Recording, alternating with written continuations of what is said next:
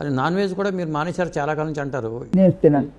నాకు ఒక సెయింట్, ఒక అమ్మ మాణికేశ్వరి దేవిని హైదరాబాద్ పక్కన, ఆ తల్లి ఆశీర్వాదం. ఆమె అందరినీ ఏమే ఏరా అట్లా మాట్లాడతారు. అయ్యో అసలు ఆమె ఏమి లేదు, ఉట్టి మంచినీళ్ళు ఇలా ఉంది ఆవిడ తాగేది. ఎప్పుడు వెళ్ళారు మొదటిసారిగా?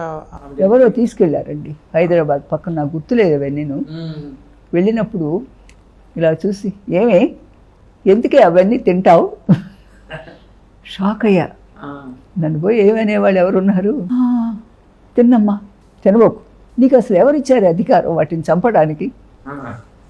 ఆ పాయింట్ చూడండి ఎలా వేసి, వాటిని చంపటానికి నీకు అధికారం ఎవరిచ్చారు? అది రియలీ లేదమ్మా, నేను తిన్ననమ్మా, తినబోకు, లేదమ్మా తిన్ను. మీరు నమ్ముతారు నేను చెప్తే, ఆ స్పాట్లో నాకు బ్రెయిన్లోంచి పోయింది. ఆ మినిట్ నుంచి నేను ఎప్పుడు నాన్ వెజ్ కానీ, నాట్ ఈవెన్ ఎగ్, గుడ్డు కూడా ముట్టుకోరు. ఇప్పుడు కేరళ అక్కడంతా ఎక్కువ నాన్ వెజ్ బాగా ఎక్కువ తింటారు, మన వాళ్ళకంటే ఎక్కువ తింటారు వాళ్ళు. మేమందరం ఇలా కూర్చున్నప్పుడు అందరూ బీఫ్ కూడా తింటారు ఎక్కువ. బీఫ్ తింటారు వాళ్ళు. నా ముక్కులో కూడా పోదు స్మెల్. ఆ విధంగా అది నా గొప్ప కాదు, ఆవిడ ఆశీర్వాదం గొప్ప. అమ్మ ఎప్పుడు శరీరం వదిలేరండి? ఎప్పుడు వదిలేరు శరీరాన్ని ఆవిడ, మాణికేశ్వరి మాత?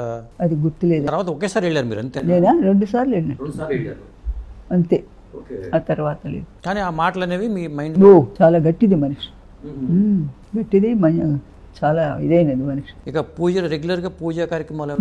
నాకు పూజల కంటే కూడానండి, ఇంట్లో ఎప్పుడు మా ఇంట్లో పొద్దున దీపారాధన చేయాల్సిందేను. పూజా రూమ్ అంతా బాగా పెడతారు. సాయంకాలం దీపారాధన చేసి ఆ కర్పూరం ఇదంతా ఇల్లు చుట్టూ చూపించేంత ఆ ఆచారాలు